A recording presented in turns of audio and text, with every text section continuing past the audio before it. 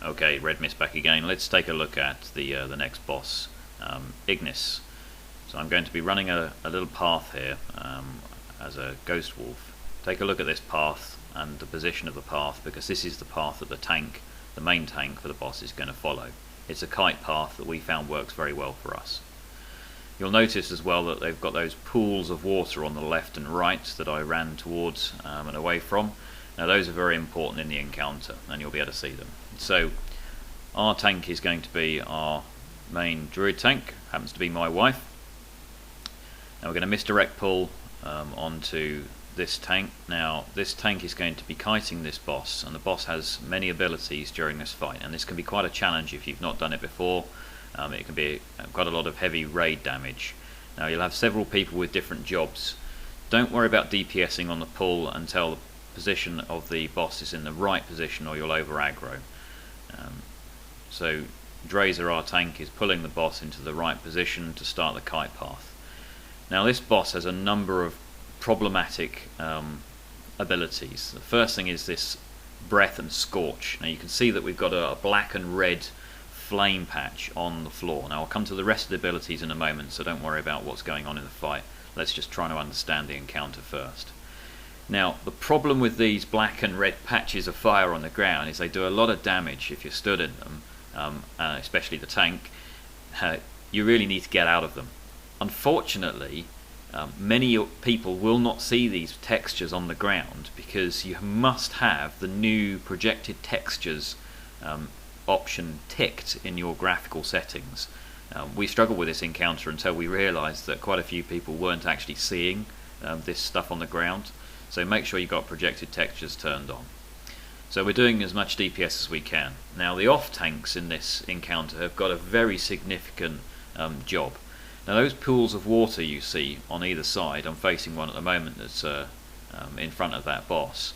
We're going to use those pools to effectively freeze his adds.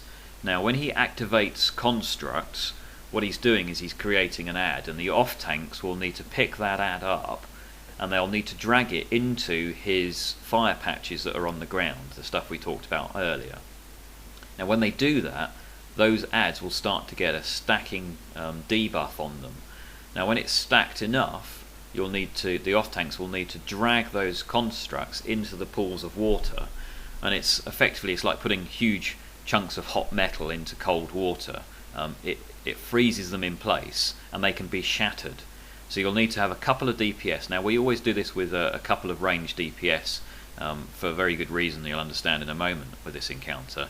So allocate those two people and call north and south, because the tanks will be dragging those constructs either north into a pool of water or south, and get the tanks to tell the ranged DPS that are allocated to doing that job, we're going to the north or we're going to the south, so they can be shattered. When they're shattered, they do a bit of AoE damage, so just be a little bit careful if you're a tank around those adds when they get frozen in place in the water. Right, the next very troublesome ability that this boss does, you'll notice throughout this encounter that he casts what are called flame jets. Now those flame jets allocate one member of your raid, in this case it's actually me, to call out flame jets. So when that boss is casting them, so I see it on my cast bar, flame jets, I call out flame jets. Now at this point the healers briefly stop casting. If you're casting when flame jets happen, you'll get silenced for a reasonably large amount of time, and the chances are it will lead to a wipe, because the tank will take too much damage, you won't be able to heal the tank, and it'll be a bit of a problem. So those flame jets need to be called out. Make sure the tank's health is topped up before they finish, and you'll be able to survive the flame jets. It's quite a lot of raid damage. If you're a hybrid class like I am, help out with a bit of off healing during this portion of the fight. It's something you can see me doing quite a lot of in this particular encounter we had here. Now the next challenge that you get with this fight is that he's carrying around a flaming pot of molten metal on the front of him, and he'll randomly target a person every so often, pick them up and put them inside their pot. Now that pot of metal, we used to call it out. We used to have somebody who would say who was in the pot of molten metal, so that person could receive extra healing. Now we're used to this encounter a bit more, we don't do that now. I would suggest you do that. It certainly helped us when we were learning. So obviously bloodlust when you think that it's appropriate. Try and burn down the boss's health.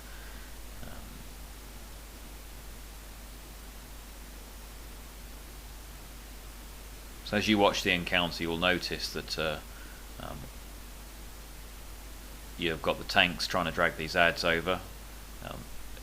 We had some problems initially with these ads because they were hitting raid members. Just make sure you're very well aware of where you're positioning the raid, the kite path. Something you noticed that we just did then, we turned the boss on the kite path, and we moved the range. We told the range we're turning the boss, and we moved the range to make sure that they're not in front of the boss and don't get breathed on by accident. So this is what I was waiting for. I'm now inside the pot of molten metal. Now you can do things in this pot if you're a healer. So I'm spamming heals on myself. You'll get healed if you communicate on Ventrilo or in the raid channel that you need extra healing, and you'll get thrown out of the pod after a little while. If you survive, you'll get an achievement. If you've not done it before, you can see that I have done that before, so I've already got the achievement, and we'll carry on DPSing the boss. The boss is at 11%. We're now being quite careful with the calling out of the jets because this is one of those moments when you could easily wipe. We've had trouble in the past with this when we had one person allocated to destroying the constructs as a ranged person to shatter them. If that person gets put into the slag pot of molten metal and you don't have anybody ready to shatter the constructs, and the constructs effectively come back to health. Now this is a sort of a standard kill. It's not a flawless kill. We've had a few flawless ones, but here we had again a few people that had not seen this encounter before, a few deaths, and hey, that's what the instance is about, right? I mean, it wouldn't be fun if it was dead easy and nobody died on any encounters.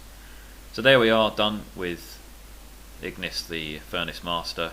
He dropped some nice loot, and hopefully everybody will be happy with the encounter once you've learned it. This was a one-shot for us. We came into the instance straight to this boss and one-shotted it, but we had a few die. Thanks for watching, and hopefully I'll see you on the next little guide.